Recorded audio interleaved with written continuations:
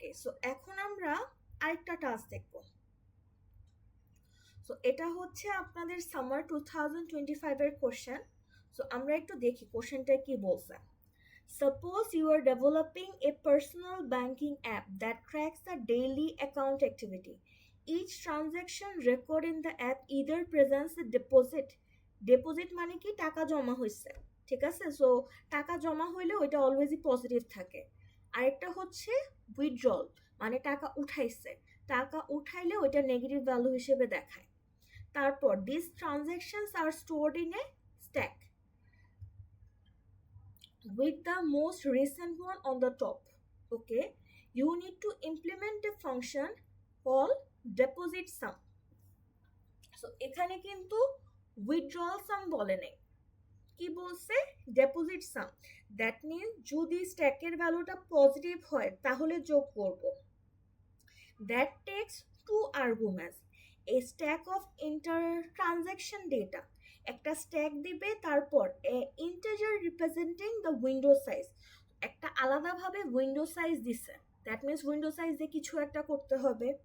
The function should compute the sum of only the deposit values, নাম দেখি বোঝা যাচ্ছে যে খালি ডেপোজিটগুলোকে যোগ করব। দ্যাট মিনস আমাদের নেগেটিভ ভ্যালু হ্যান্ডেলিংয়ের জন্য একটা আলাদাভাবে কোড লিখতে হবে। Within each consecutive window of the given size. So এই যে যোগ করব, যোগ কিসের উপর ডিপেন্ড করে করব? উইন্ডো সাইজের উপর ডিপেন্ড করে করব। Then return the modified stack containing this sum values. So এই যে যোগ করব, যোগ করার পর ওই রেজাল্টগুলো একটা স্ট্যাকের মধ্যে ঢুকায়, দেন ওই স্ট্যাকটা রিটার্ন করব। তারপর দেখেন, if the last window contains fewer elements than the specified window size. So ধরেন উইন্ডো সাইজ আছে 4, আমার ডেটা আছে 3টা, তখন কি করব? Still will be processed using the remaining value, তখন যা আছে ওইটা দিয়ে যোগ করে দিয়ে দিব। তারপর the modified stack means you must return the stack you received via the function parameter. এখানে বলতেছে মডিফাইড স্ট্যাক, বাট রিটার্ন করতে বলছে কোনটা? যেটা প্যারামিটারে দিছিল ওই অরিজিনাল স্ট্যাকটাই। সো আপনি যদি নতুন একটা আলাদা স্ট্যাক বানায় রিটার্ন করেন, ওটার জন্য কিন্তু মার্কস কাটা হবে। তারপর দেখেন কি বলছে, the stack class is implemented for you. So যদি পরীক্ষায় এই কথাটা দেখেন, তার মানে হচ্ছে ওগুলার কোড লিখতে হবে না। সো অলওয়েজই স্ট্যাক ক্লাস দিয়ে দিবে, জীবনও স্ট্যাক ক্লাসের কোড লিখতে বলবে না। তারপর স্ট্যাক ক্লাসের কি কি মেথড আছে? পুশ, পপ, পিক আর ইজ এমটি। সো পুশ কি করে? ইনসার্ট করে। পপ কি করে? রিমুভ করে। পিক কি করে? টপের ভ্যালুটা দেখে। আর ইজ এমটি কি? সাইজ 0 কি না চেক করে। তারপর বলছে, কি বলছে, ইজ এমটি মেথড কিভাবে কাজ করে, পিক কিভাবে কাজ করে। তারপর বলছে এখানে কখনো আন্ডারফ্লো, আন্ডারফ্লো হবে, কখন আন্ডারফ্লো হতে পারে? পিকের ক্ষেত্রে আন্ডারফ্লো হবে আর পপের ক্ষেত্রে আন্ডারফ্লো হবে। আর আন্ডারফ্লোর ক্ষেত্রে মেথডটা কি রিটার্ন দিবে? নাল অথবা নান। All the methods of the stack class are private and you should not be accessed directly. So এটা কেন দিচ্ছে? আমাদের স্ট্যাক ক্লাসে থাকে কয়টা জিনিস? দুইটা থাকে অ্যাট্রিবিউট, একটা থাকে হেড আর একটা থাকে সাইজ। যেহেতু বলে দিছে প্রাইভেট, দ্যাট মিনস ডিরেক্টলি হেডকে অ্যাক্সেস করতে পারবো না, ডিরেক্টলি আমরা সাইজকে অ্যাক্সেস করতে পারবো না। আর এখানে যদি কোনো কারণে ইজ এমটি না দেয়, তাহলে আমাদের কি দিবে? গেট সাইজ দিবে। সো গেট সাইজ কি করে? আমাদের টোটাল কয়টা ডেটা আছে ওইটা দেখাই দিবে। সো এটা দিয়েও কি সেম ভাবে ইজ এমটির কাজটা করা যাবে না? করা তো যাওয়ার কথা।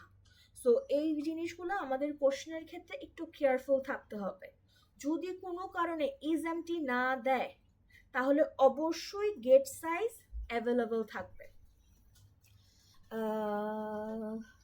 You can only use the public instance methods provided. No need to consider the overflow exception. So overflow বলছে কনসিডার করার দরকার নাই। কারণটা কি? কখন ওভারফ্লো হয় না?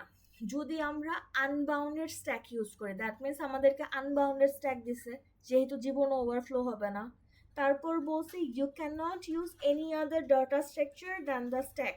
সো যখন স্ট্যাকের প্রশ্ন দিবে তখন স্ট্যাক দিয়েই সলভ করতে হবে, অন্য কিছু দিয়ে করলে হবে না। যেমন ফর এক্সাম্পল এগুলো এত ছোট ছোট টাস্ক অ্যারে দিয়ে করলে বা লুপ চালাই করলে হয়ে যাওয়ার কথা, বাট এখানে করা যাবে না।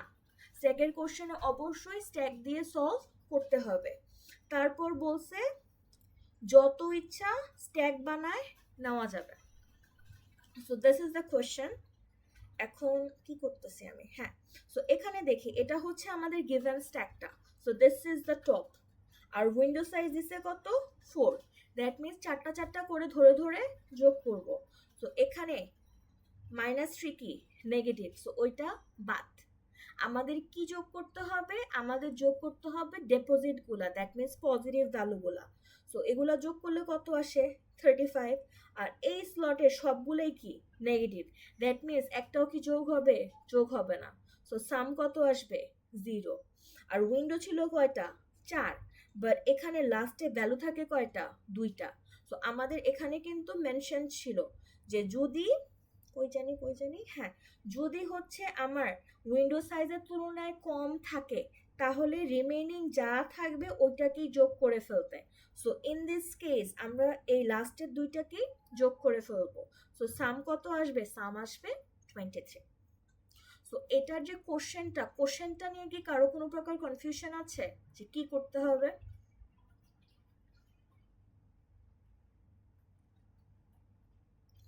ওকে, সো এটার কোডটা আমরা একটু দেখি।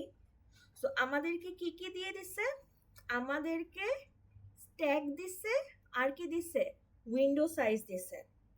এখন একটা জিনিস আমাদের এক্ষেত্রে রিটার্ন করতে বলছে কি, আমাদের রিটার্ন করতে বলছে আমার এটার নাম জানি কি বলে, হ্যাঁ আমাকে রিটার্ন করতে বলছে স্ট্যাকটা।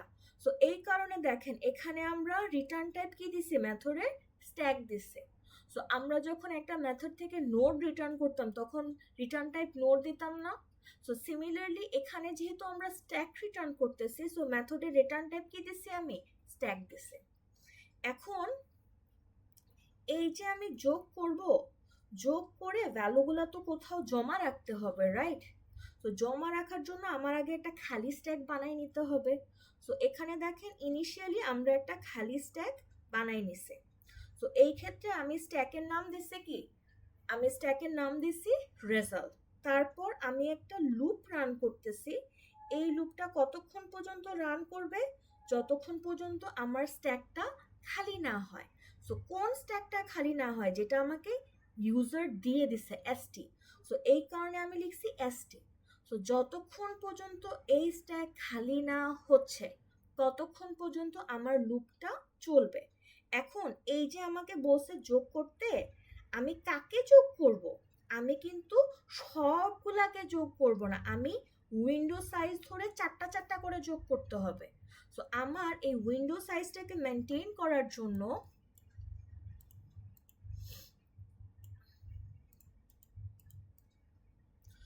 আমার এই উইন্ডো সাইজটাকে মেনটেন করার জন্য আমার কি করতে হয়েছে, আমার আলাদা একটা এক্সট্রা লুপ লিখতে হয়েছে।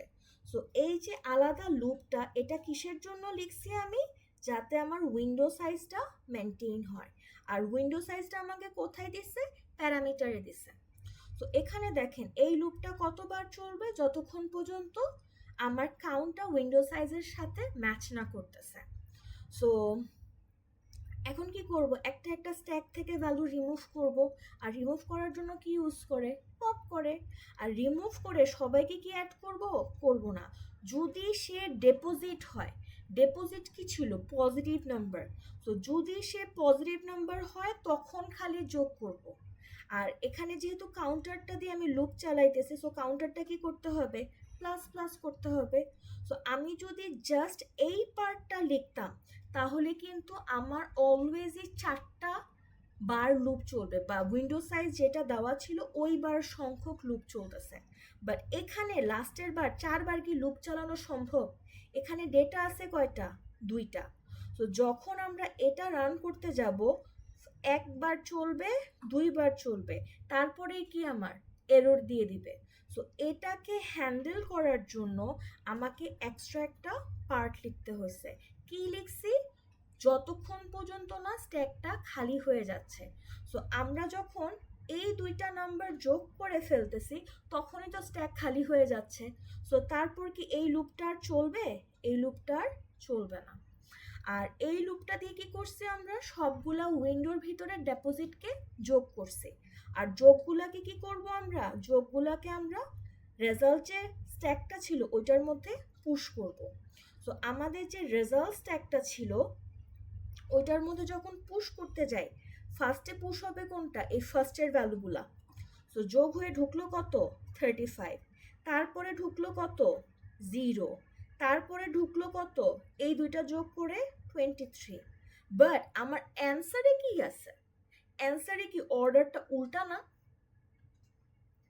সো আমরা কিন্তু এই ক্লাসের একদম ফার্স্টেই শিখছিলাম একটা স্ট্যাককে কিভাবে রিভার্স করতে হয়।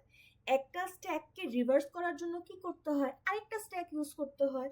স্ট্যাককেও রিভার্স করা যায় স্ট্যাক দিয়ে, স্ট্রিংকেও রিভার্স করা যায় স্ট্যাক দিয়ে। আমরা ওই যে CSC 220 রিভার্স করছিলাম। সো সেম লজিকটা আমরা এখন আবার ইউজ করব। সো আরেকটা খালি স্ট্যাক বানালাম।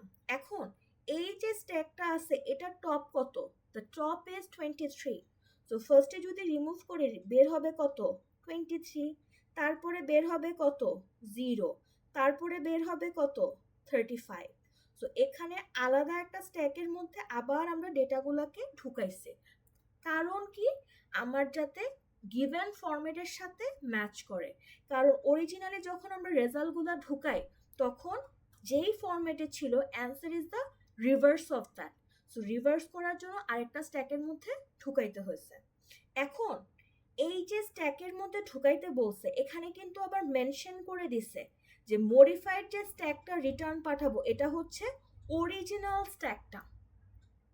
সো এই যে দেখেন the stack you have receive via the function parameter. So আমার এই কারণে কি করতে হবে? যখন আমরা এখান থেকে একটা একটা করে পপ করছি তখন এই স্ট্যাকটা কিন্তু খালি হয়ে গেছে। সো আমার এই যে গিভেন স্ট্যাকটা ছিল এসটি ওইটার মধ্যে সবগুলাকে আমরা আবার ইনসার্ট করছি। কার থেকে? রেজাল্ট নামের স্ট্যাক থেকে। আর রেজাল্ট নামের স্ট্যাকটা কি? যেটার মধ্যে আমরা লুপ চালাই সবগুলা অ্যান্সারকে রাখছিলাম। সো এই রিভার্স যে করব, রিভার্সালটা কতক্ষণ পর্যন্ত হবে? যতক্ষণ পর্যন্ত আমার রেজাল্ট স্ট্যাকটা খালি না হচ্ছে, that means this one. So এখানে আমরা লিখছি যে যতক্ষণ পর্যন্ত রেজাল্ট স্ট্যাকটা খালি না হচ্ছে ততক্ষণ পর্যন্ত রেজাল্ট থেকে পপ হবে হয়ে এসটি বা অরিজিনাল যে স্ট্যাকটা ওইটার মধ্যে পুশ হবে। দেন ফাইনালি আমরা রিটার্ন পাঠাবো কাকে? আমরা অরিজিনাল স্ট্যাকটাকে রিটার্ন পাঠাই দিচ্ছি। আর এই যে টাস্কটা এটা কিন্তু কম্পারেটিভলি একটু ইজিয়ার ছিল আর এটার জন্য আমাদের 6 মার্কস ছিল। ওকে, সো এটা কি বুঝতে পারছি? কারো কোনো প্রকার কনফিউশন?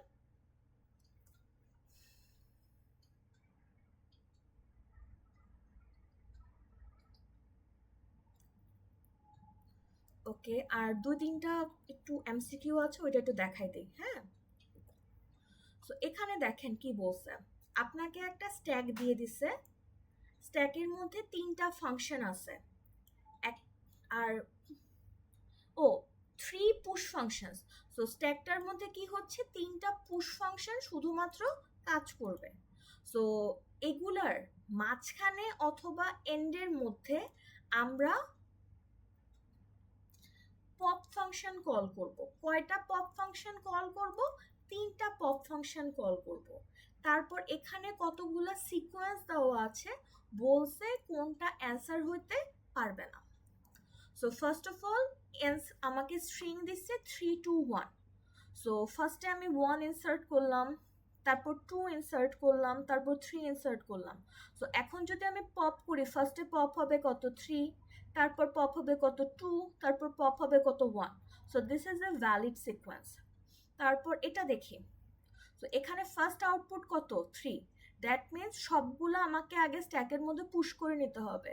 সো ফার্স্টে 1 পুশ করলাম, দেন 2 পুশ করলাম, দেন 3 পুশ করলাম। সো সো ফার্স্টে পপ হলো কত 3, সো 3 অ্যান্সারের সাথে ম্যাচ করছে।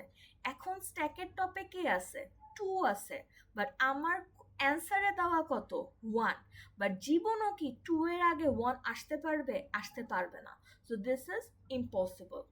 তারপর এটা দেখি 2 1 3, দ্যাট মিনস ফার্স্ট আউটপুট কত 2, সো 1 পুশ করলাম 2 পুশ করলাম, তারপর 2টা পপ করে ফেলছে, সো 2 is part of the output, then 1টা পপ করছে 1 is part of the output, তারপর 3 পুশ করছে, তারপর 3 পপ করছে 3 is the part of the output, so এটাও কি আমাদের পসিবল। তারপর এটা দেখি 1 2 3, ফার্স্ট আউটপুট কত 1, 1 পুশ করছি 1 পপ করছি 1 part of answer, then 2 push করছি 2 পপ করছি 2 part of the answer, then 3 push করছি 3 পপ করছি 3 is also part of the answer, so এখানে সবগুলোই possible except for B. So এখানে এই কোশ্চেনগুলোর জন্য কিন্তু 1 মার্ক ছিল, সো এগুলোর জন্য আমি যেভাবে ছবি আঁকছি এভাবে আপনারা ছবি এঁকে রাফ ওয়ার্ক করবেন, আদারওয়াইজ চোখে দেখে যদি জাস্ট অ্যান্সার দাগাইতে যান এটা ভুল হবে, কারণ চোখে দেখে বোঝা যায় না হঠাৎ করে। তারপর এটা দেখেন, if the top pointer of a stack pointed to the first inserted element instead of the last one, so আমরা যখন স্ট্যাকের মধ্যে টপ ধরি, টপ নর্মালি আমরা কাকে ধরি, স্ট্যাক কোথায়, স্ট্যাক কই, একটা স্ট্যাকের ছবি দেখাই, সো আমরা যখন একটা স্ট্যাক ধরি স্ট্যাকের টপ আমরা কাকে ধরি, আমরা একদম লাস্ট এলিমেন্টটাকে ধরি, লাস্ট এলিমেন্টটাকে ধরলে আমাদের সময় কত লাগতেছে কনস্ট্যান্ট টাইম লাগতেছে, বাট যদি কোনো কারণে লাস্ট এলিমেন্টকে টপ না ধরে আমরা ফার্স্ট এলিমেন্টটাকে টপ ধরি, তাহলে প্রতিবার কি আমার ট্রাভার্স করে করে একদম সামনে যাইতে হচ্ছে না, সো এই যে ট্রাভার্স করে করে সামনে যাব, এখানে যদি n সংখ্যক ডেটা থাকে তাহলে ট্রাভার্সালের সময় লাগবে কত order of n, so normal যদি শেষে আমাদের টপ থাকে তখন আমাদের সময় লাগে কনস্ট্যান্ট টাইম, বাট যদি আমরা লাস্টে টপ না ধরে ফার্স্টে টপ ধরি ইন দ্যাট কেস আমার ট্রাভার্সাল করতে হয় n এলিমেন্টস, সো তখন আমাদের সময় লাগবে কত অর্ডার অফ n, সো এখানে কোশ্চেনে বলছে যদি ফার্স্টে না ধরে লাস্টে ধরা লাগতো তখন পপ আর পিকে সময় কত লাগবে, সো নর্মালি সময় লাগে অর্ডার অফ 1, বাট যদি আমরা লাস্টে ধরি তাহলে সময় লাগবে কত অর্ডার অফ n। সো মোটামুটি আমাদের স্ট্যাক শেষ, আর আমি কিরকম প্রশ্ন আসতে পারে ওগুলাও দেখাই দিছে, ঠিক আছে, প্লাস আরো অনেকগুলো প্রশ্ন আছে ওগুলো দেখাইতে গেলে আরো আধা ঘন্টা সময় লাগবে, সো ওগুলো আমি অলরেডি এই প্র্যাকটিস শিটে দিয়ে রাখছি, প্লাস আপনাদের যে রিভিউ ফোল্ডারটা আছে ওখানেও দেওয়া আছে পাস কোশ্চেনের গুলা, সো ওগুলা একটু দেখে নেবেন। আর মেইনলি যখন স্ট্যাকের কোশ্চেন আসে শুধু স্ট্যাকের কোশ্চেন আসে অথবা স্ট্যাক আর কিউ মিক্সড করে আসে, সো আমরা নেক্সট ক্লাসে হচ্ছে কিউ দেখবো আর কিউ রিলেটেড আমরা প্রশ্নও দেখবো, ঠিক আছে। সো আর কারো কোনো প্রকার কোশ্চেন আর কনফিউশন? No ma'am. ওকে, ক্লাসটা একটু লেন্দি হয়ে গেছে টেকনিক্যাল সমস্যার জন্য, I am really sorry for that, but stack শেষ, that's a good thing. So আমাদের শুধুমাত্র কিউ বাকি, আর queue is a very small concept, ওইটা আই থিঙ্ক 30 মিনিটসের মধ্যে শেষ হয়ে যাবে, ওইটা আমরা নেক্সট ক্লাসে পড়বো। ওকে, আর কারো কোনো প্রকার কোশ্চেন?